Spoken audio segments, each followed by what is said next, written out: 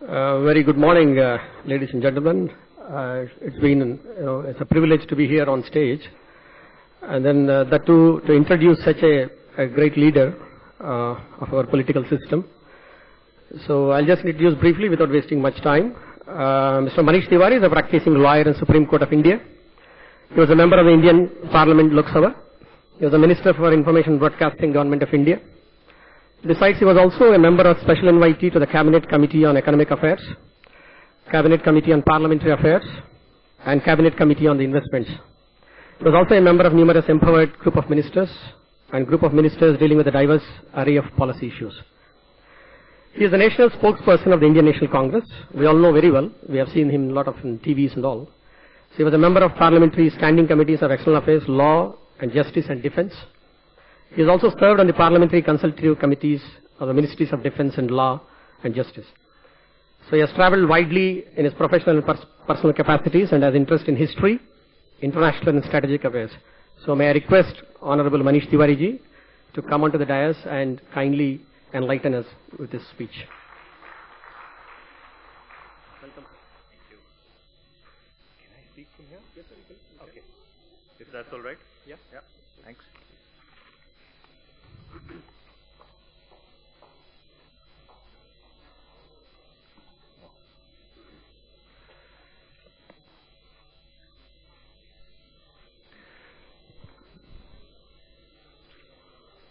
Good morning, ladies and gentlemen. First of all, kindly allow me to thank the ABP Group for inviting me to their annual conference called Connect. I've been told that they've maintained a continuous tradition of hosting this conference for over 14 years now. This is apparently the 14th edition of this conference. And given the kind of economic realities that we live in, possibly connectivity could not have been a better theme for the deliberations today. However, I've been asked to speak on something which is slightly different: how to make inclusive growth a reality in India. Well, to answer that conundrum, we need to take a step back into the past and really look at the structure of the Indian economy over the past 115 years. And as I progress through my submissions, perhaps I would be able to rationalize as to why I've chosen such a large time frame to try and answer this question of inclusive growth. These 115 years can actually be divided into three phases: 1900 to 1947, which was the extractive, exploitative, colonial phase of India's history; 1947 to 1991, when we were left to the center, socialist; and 1991 to 2015, when we were tempted to be quasi-capitalist. If you really look at the numbers of the first phase, between the year 1900 and 1947, India virtually had 0% growth. As an economy, as a country, we did not grow at all. Agriculture declined by 0.2% annually in those 47 years.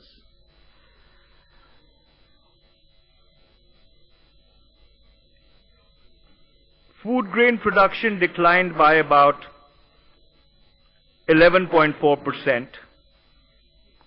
And per capita income also went down by roughly about 0.72%.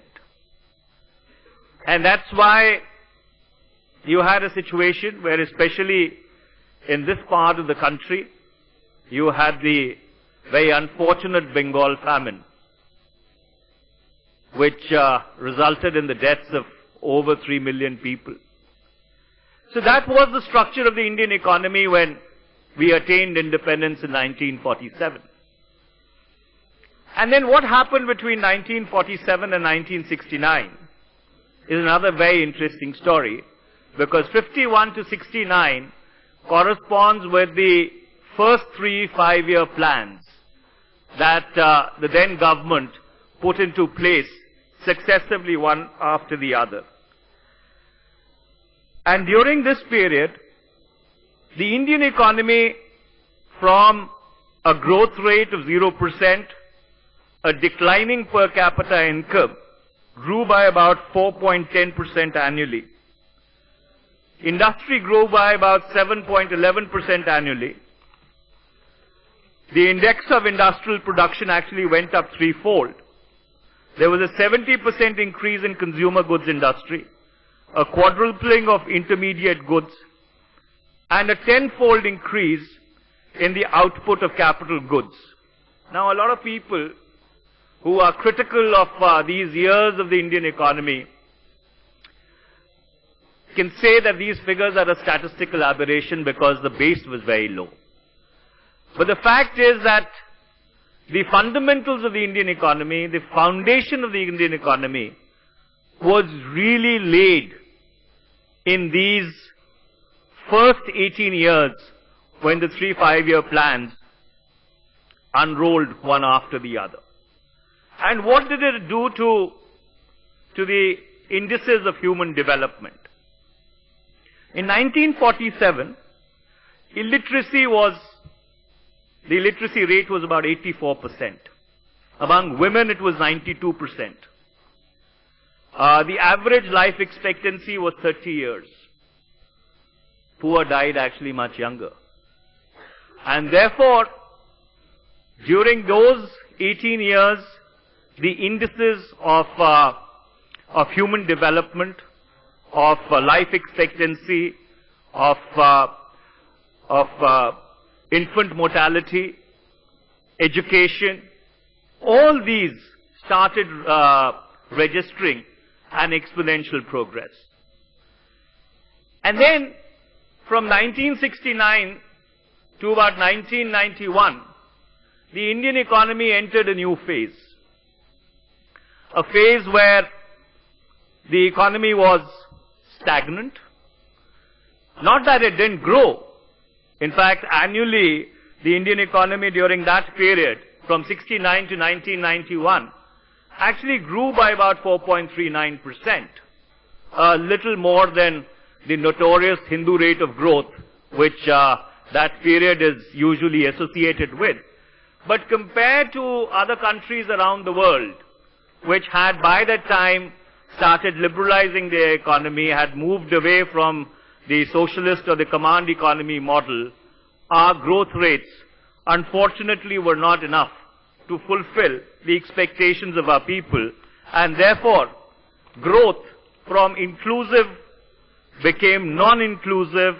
Even human indices, though they got better, but they did not keep pace with the manner in which our population was increasing exponentially. And then in 1991, the world changed. Soviet Union collapsed. The East Europe started transforming itself.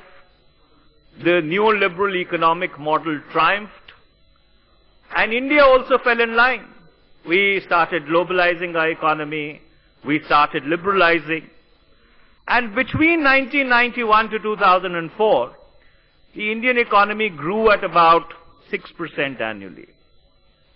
But here lies the conundrum, that though you had economic growth, this was an era which has been characterized as jobless growth.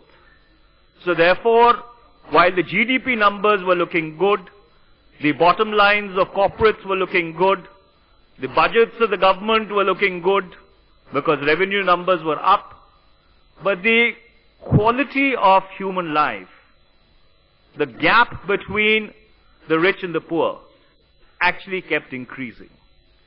And this is the challenge which the UPA inherited in 2004 when it came to office. That while you had had economic development, while you could boast of good GDP numbers, human distress, especially distress in the rural parts of India, had actually increased. And that is why the entire paradigm of equity and growth was put in place. And during those 10 years from 2004 to 2014, the Indian economy grew at about 7.8% on an average annually. And this is notwithstanding the great global economic meltdown, which was possibly the greatest blow which the global economy had received after the Great Depression of 1930. And right after that came the Eurozone crisis. And so therefore, through a combination of skill and nimbleness, coupled with a very, very strong rights-based architecture, the right to information, the right to guaranteed employment for 100 days, the right to education, the right to food, the UPA was able to put in place a structure whereby we tried to make growth more inclusive, whereby we tried to reduce the inequities which had developed in society and which was creating various other challenges, extreme internal security challenges in the form of left-wing extremism, alienation among younger sections of society, disaffection. And so therefore, this was an attempt to try and sort of take everybody along, irrespective of whatever his station may have been in life. And the success of this can be gauged by the fact that during those 10 years, irrespective of whatever is the benchmark that you take, the Tendulkar benchmark or the earlier benchmark, 190 million people were lifted out of absolute poverty. And 190 million people, ladies and gentlemen, is actually no small measures. The number of people below the poverty line in 2005 was 37.2%. By 2014, it had declined to 21.3%. And there lies the challenge of inclusive growth. Because when the socio-economic caste census took place in 2011, and the result of that socio-economic census came out, it actually showed that despite such robust state intervention, on the deprivation index, India had actually regressed rather than progressed.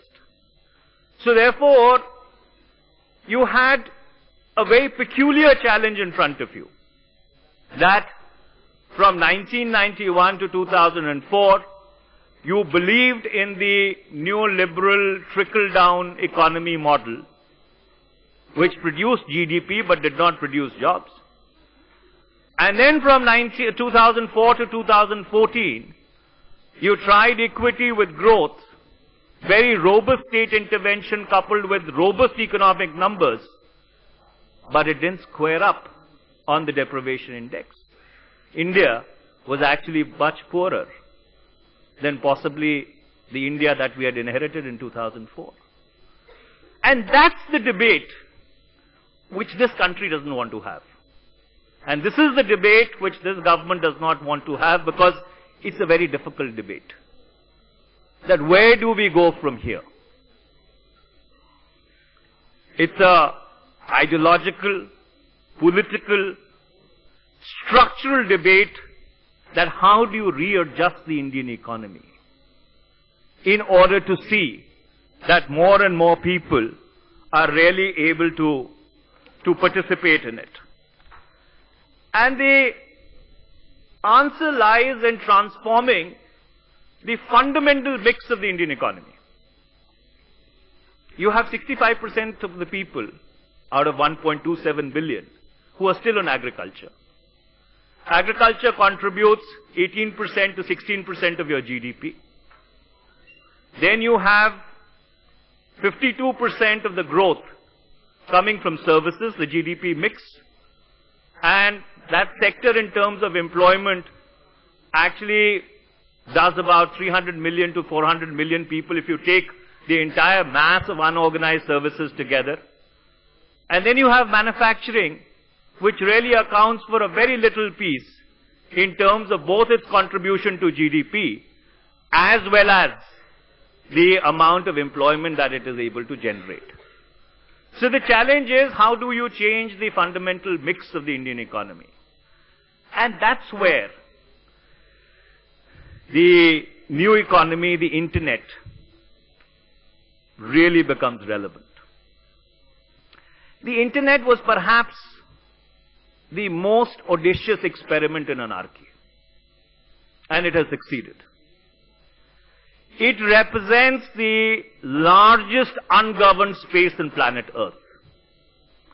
Never before in the history of mankind or humankind, to be politically correct, has so much power resided concurrently on so many fingertips around the world. There is more data which is created every 2 days than from the dawn of civilization till about the turn of the 20th millennium, till about the end of the 20th century. So therefore, what you have today are two civilizations. A physical brick and mortar civilization which evolved over thousands of years, and a virtual civilization which is evolving. People have one identity in the physical world, but can have multiple identities in the virtual world. Now, the challenge is that how do we connect the physical and the virtual world together? Dovetail it into an economic model which really starts producing jobs for people. That's the real challenge. Because we have 12 million people entering the employment stream every year. We need to create 1 million jobs a month. It is not coming out of the traditional structure of the Indian economy. And already our demographic dividend that all of us love to talk about has really turned into a demographic nightmare. You go and talk to young people in Jammu and Kashmir. You go and talk to young people in the northeastern parts of the country. You go and talk to young people in the central parts of India. And there is only one refrain that you get. That I want a job. I want to have a means of employment, because that is what ultimately is really going to bring inclusive growth. And since the end of the Second World War, you've had the globalization of capital flows in stages. It happened in Western Europe and large parts of the world which were under the American and Western influence between 1945 and 1991. And then it became the all-prevailing norm after communism and the command economy model collapsed. But what you've not had is a globalization of labor flows. In fact, while capital got globalized, the barriers to the free flow of labor actually went up and up and up. And after 9/11 and the various other security challenges which the world faces, it has become almost impossible for skilled labor to be able to select the destination of their choice and then marry together and possibly have a form of inclusive growth.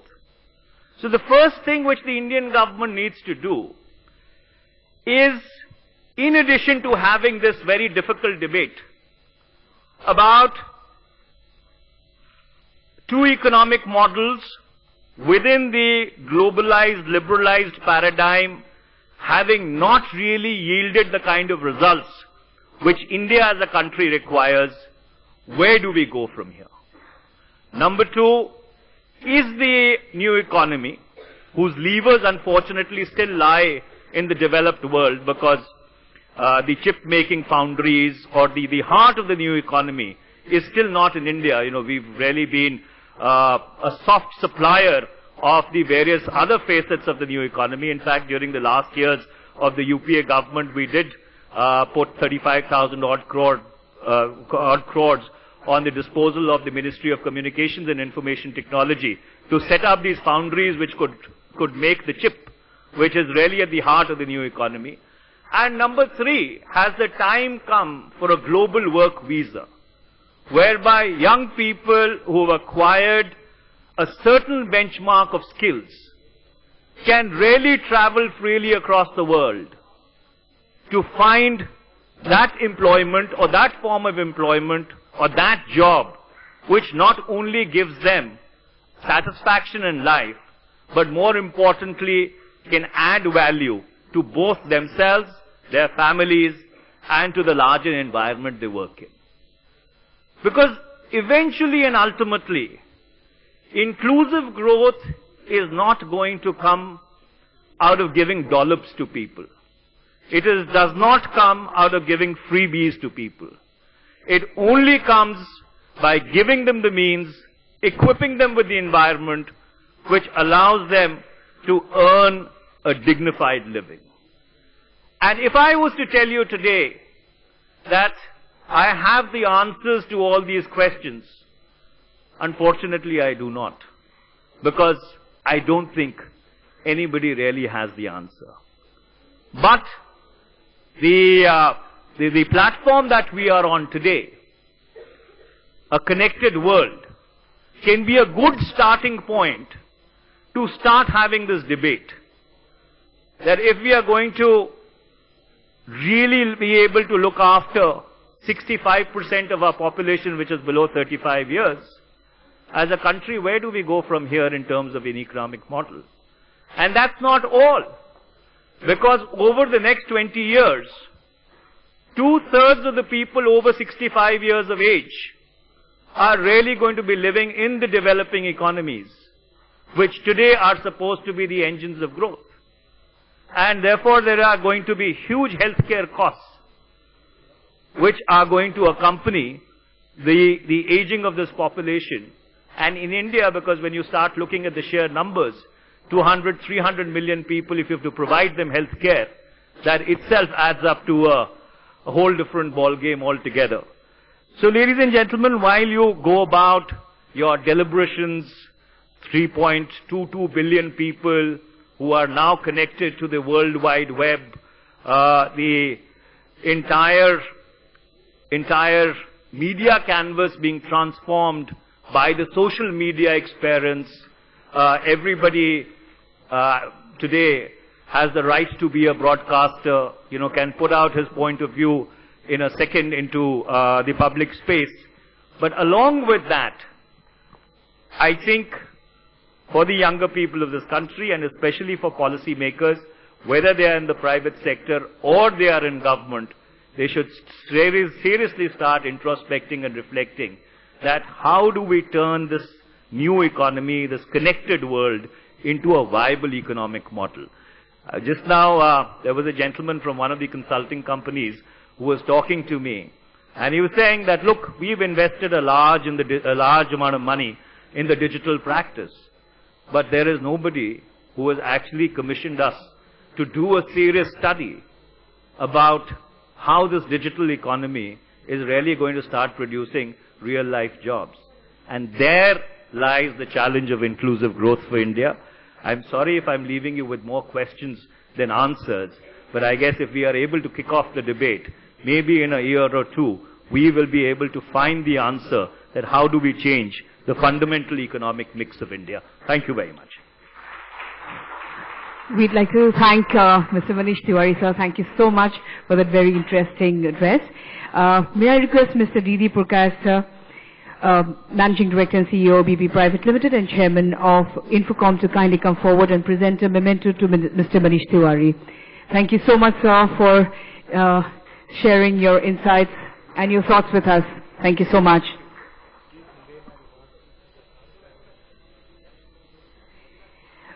One minute, sir. May I also request Mr. Vajra Sikdar, Vice President Marketing of Adamas University, to kindly come forward and present a memento to Mr. Manish Tiwari.